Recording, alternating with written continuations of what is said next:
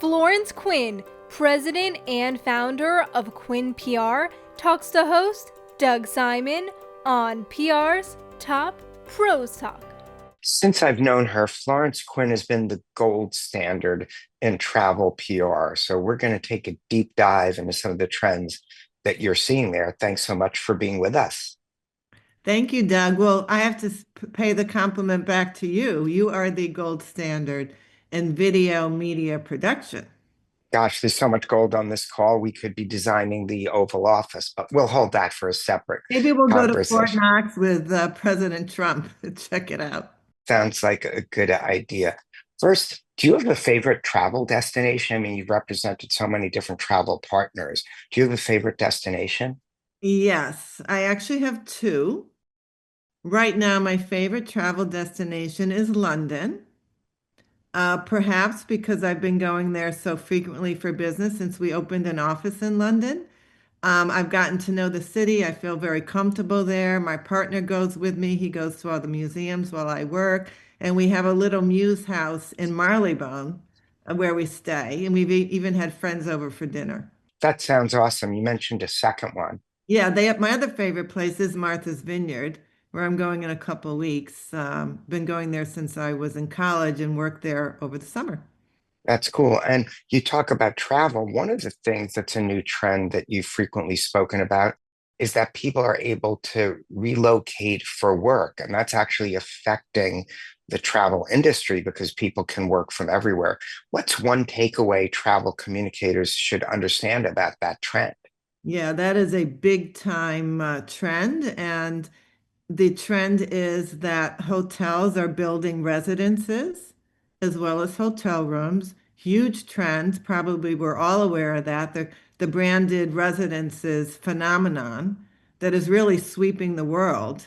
You know, everybody's in it. Ritz-Carlton, St. Regis, Four Seasons. The mid-level tier is now getting into it because that's what people want. They want to have branded residences because they can travel and live and work from anywhere. And once they've gotten comfortable being in a residence, when they're traveling even for vacation, they also realize it's nice to have a lot of space.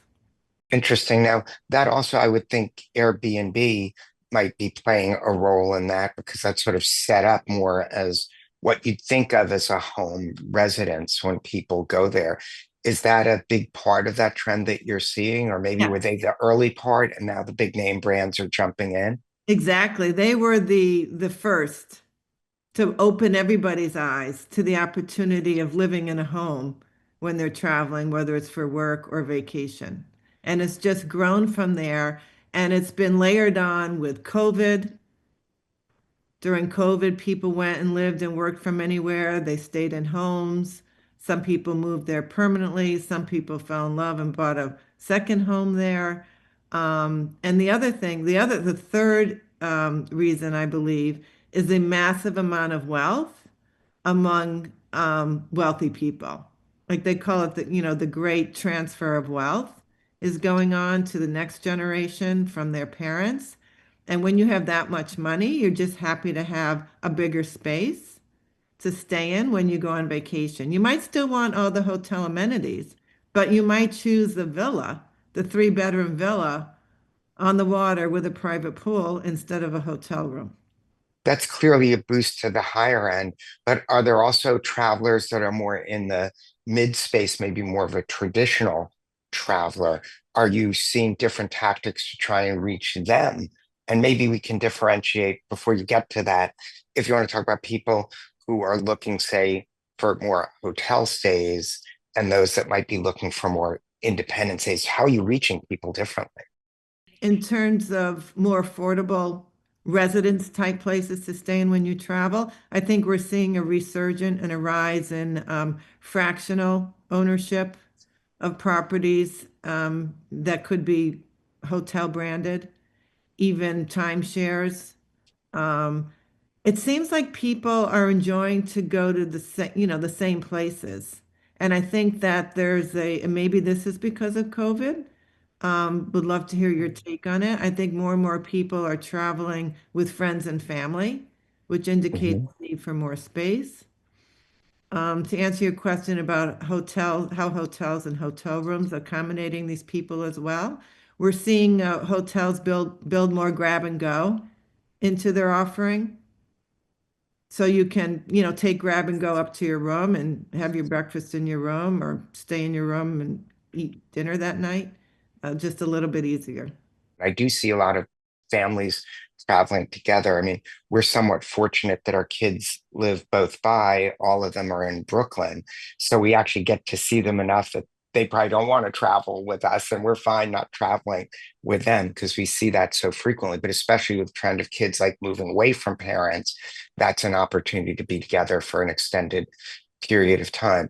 You've done a great job sort of laying out the landscape of some of the different trends, but the media landscape is also changing. And is that changing for travel? And do you have to sort of plan differently depending on the audiences you're reaching?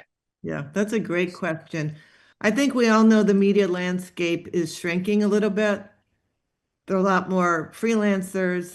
Some of the magazines, some of the newspapers, some of the outlets have shrunk their staff, which is probably why they're doing more trend pieces, more what we might call listicles, which makes them still extremely important, just harder to get. So your story has to be really strong. So the storytelling aspect of any travel entity, any hotel property has to be strong. So we layer into these properties with partnerships that will produce, the coverage. Number one, that will produce the coverage. Number two is every PR firm today is not just doing earned media relations. We're doing these partnerships so you can cross promote the product between the partners, with or without the media. Yeah, and the partners can often benefit financially from links that generate business, et cetera. So there's that piece Exactly. of the industry's growing. It's interesting, you talked a lot about print outlets there online, but one of the things that we're seeing that has a different trend where actually opportunities are expanding is local TV news. Um, we've seen in the last 10 years, Spanish language broadcasts have doubled.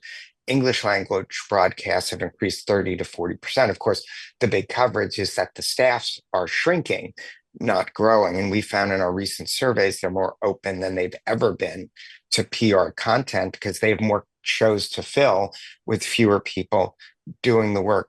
Are you seeing that broadcast also plays a role, especially with so many travel stories being so Wow. visual? That's a really good point. Broadcast for us in particular is very important with our ultra luxury clients, VistaJet and Fraser Yachts, to get the CEOs onto the business broadcast, to reach the high net worth individuals and CEOs. And that's very competitive landscape, but which Right. is why we have a broadcast division. We have a broadcast specialist who actually just got our New Zealand client onto three different broadcast segments, plus a feature in the Financial Times. Right. And those are going for the high net worth. So it seems like you're Yes. focusing a lot on the high end. What about sort of the family that travels? Maybe they take their week or 2 weeks vacation at different times of year. What are some of the ways to reach them? It's still definitely the media. So when an immediate placement is content. It lives in the media, it gets repurposed in social media, it gets repurposed on the website, it gets repurposed in the emailer. So that's still super important. People are scrolling their Instagram to see where to go. And also, partnerships still work with them. Yeah. Now, one of the things maybe some of the younger generation might describe it as a client having, say, a meh kind of story. So, what do you have a process or suggestions when a client comes to you? They want to work, they want to get their message out there, but the story's not really there. And obviously, the partnership would be one angle, Right. but can they still do that with an earned voice? How do you approach it to try and make it more compelling, more interesting, especially sometimes when the client might have, I would say, swam in their own pool as opposed Right. to drinking the Kool-Aid? Right, right. So we will okay, let's break down the media a little bit. So listicles. We'll still pitch listicles because the media will write about listicles. And even if a client says to us, I don't want to be in a listicle, I want my own feature, we have to tell them that listicles are sometimes better than features because if you are in there with 10 other hotels, every single hotel is publicizing this listicle you are on. So you are getting amplified tenfold with this coverage. And when people go to search for a hotel, that's what they're doing. What are the best hotels in Rome? What are the most Right. family-friendly, hotels in Palm Beach? That's what they're searching for. So listicles are actually really good. But the other thing is we try to attach the client to current events. Like what's the media writing about now? What's of interest to the media that we can attach it to? Yeah. And I guess hopefully there won't be tariffs on travel on that.